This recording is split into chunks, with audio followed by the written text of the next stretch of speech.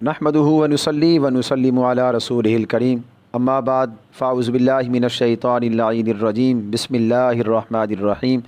सामीन मोहतरम अस्सलामु अलैकुम व रहमतुल्लाहि व बरकातुहू। अल्हम्दुलिल्लाह आज हमारी 15वीं तरावी थी।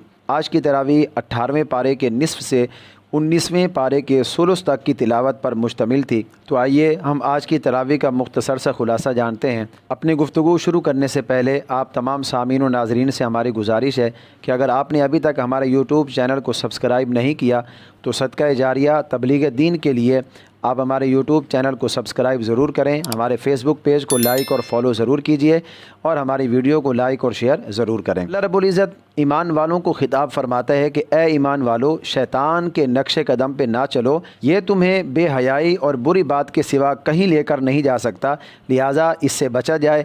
इसके बाद अल्लाह ने उन लोगों को सख्त वईद सुनाई कि जो बेगुनाह औरतों पर तोहमत लगाते हैं। अल्लाह फरमाता है उन पर दुनिया व आखिरत में अल्लाह ने लानत की है कि जो औरतों पर तोहमत लगाते हैं।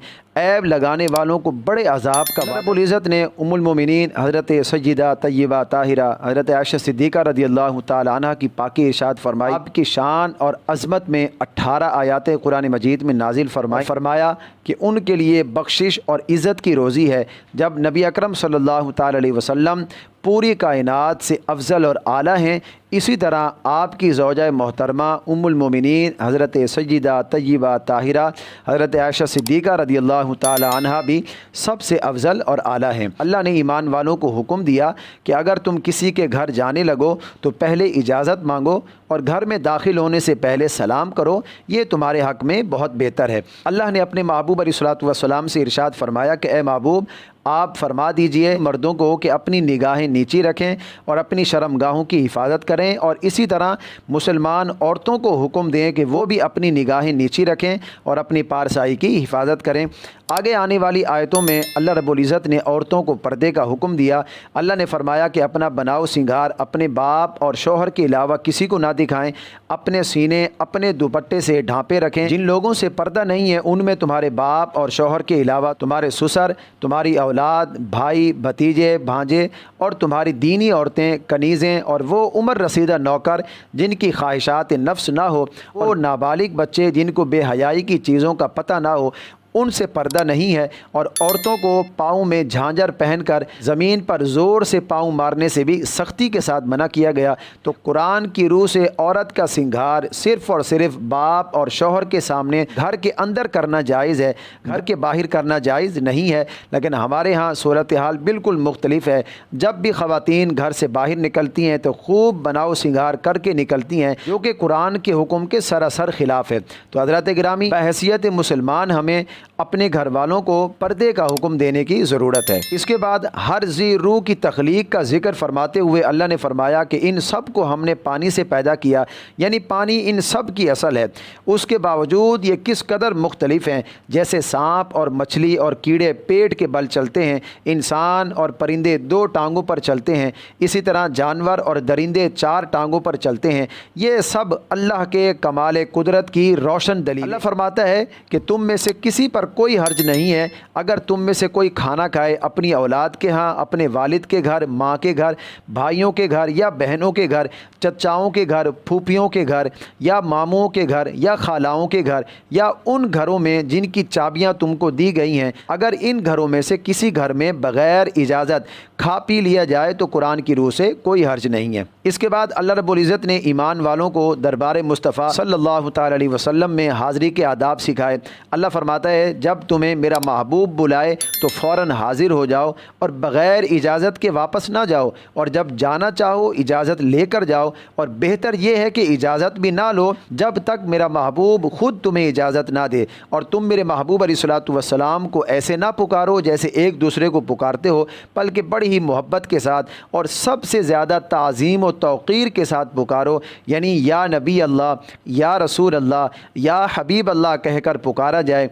ये अल्लाह की अपने महबूब से बेपनाह मोहब्बत की आला मिसाल है। अल्लाह रब्बुल इज़्ज़त फरमाता है कि जो मेरे महबूब अलैहिस्सलातु वस्सलाम के हुक्म की खिलाफ वर्जी करेंगे वो फितने में पड़ेंगे या उन पर दर्दनाक अज़ाब पड़ेगा। मुफस्सिरीन किराम फरमाते हैं कि ये दर्दनाक अज़ाब दुनिया में تکلیفوں کا آنا یا قتل و غارت کا ہونا، زلزلوں کا آنا، ہولناک حوادث کا آنا، ظالم بادشاہ کا مسلط ہونا یا دلوں کا سخت ہونا، معرفت الہی سے محروم ہونا ہے۔ حضرات گرامی، ہمیں سوچنا چاہیے کہ اگر آج ہم ان میں سے کسی ایک مصیبت کے اندر عذاب میں مبتلا ہیں تو یقینی طور پر ہم اللہ اور اس کے رسول کے حکم کی خلاف ورزی کرنے میں مبتلا ہیں۔ اللہ ہمیں اپنی اور اپنے پیارے محبوب علیہ الصلوۃ والسلام کی اطاعت کی توفیق عطا فرمائے۔ اب سورۃ فرقان شروع ہوتی ہے، یہ مکی صورت ہے، اس میں 70 آیات 6 رکوع ہیں۔ اللہ فرماتا ہے بڑی برکت والا ہے وہ جس نے قرآن کو اپنے بندے پر نازل کیا، جو سارے جہان کو ڈر سنانے والا ہے۔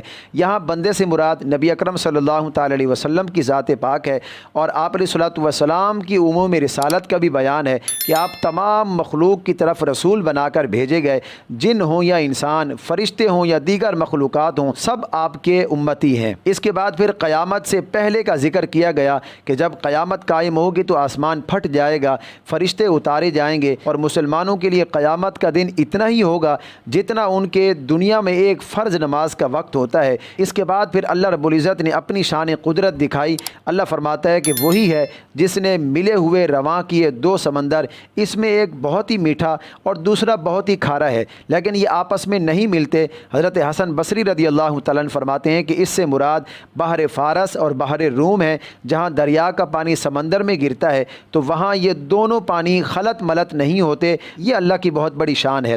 آگے اللہ نے اپنے نیک بندوں کی تعریف فرمائی کہ اللہ کے بندے زمین پر تکبر اور غرور کا مظاہرہ کرتے ہوئے نہیں چلتے، بلکہ آہستہ چلتے ہیں، عاجزی اور انکساری کا مظاہرہ کرتے ہیں، اور جب جاہل ان سے کسی بات پر الجھ پڑتے ہیں تو وہ اچھی بات کرتے ہیں یا سلام کر کے خاموش ہو جاتے ہیں۔ اس کے بعد سورۃ الشعراء شروع ہوتی ہے، یہ مکی صورت ہے، اس میں 227 آیات اور 11 رکوع ہیں۔ اس صورت میں قرآن مجید فرقان حمید کی تعظیم و تکریم بیان کی گئی، اور آپ علیہ الصلوۃ والسلام کو تسلی بھی دی گئی کہ یہ کفار جو آپ علیہ الصلوۃ والسلام کو دعوت اسلام دینے پر دکھ دیتے ہیں تو آپ علیہ الصلوۃ والسلام کو اس سے مغموم ہونے سے روکا گیا اور کفار کے انجام بد کے بارے میں بتایا گیا۔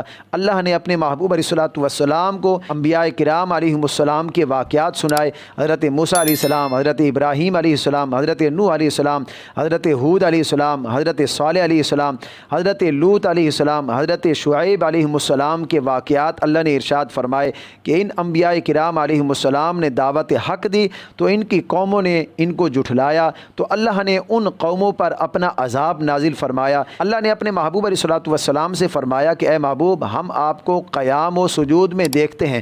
سبحان اللہ، اللہ کی اپنے محبوب سے کیسی محبت ہے، کیا شان ہے آپ علیہ الصلوۃ والسلام کی، اور آپ علیہ الصلوۃ والسلام کی نماز کی کیا شان ہے کہ جب آپ علیہ الصلوۃ والسلام نماز میں ہوتے ہیں تو اللہ آپ پر نظر کرم فرما رہا ہوتا ہے، آپ کی عبادت کو بھی اللہ دیکھ رہا ہوتا ہے۔ یہ اللہ کے اپنے محبوب علیہ الصلوۃ والسلام کے ساتھ محبت ہے۔ حضرات گرامی، الحمدللہ یہ آج کی ہماری تراویح کا مختصر خلاصہ ہے۔ بارگاہ الہی میں دعا کرتے ہیں رب العالمین ہم تمام مسلمانوں کو قرآن مجید پڑھنے، اس کو سمجھنے اور اس کی تعلیمات پر عمل پیرا ہونے کی توفیق عطا فرمائے۔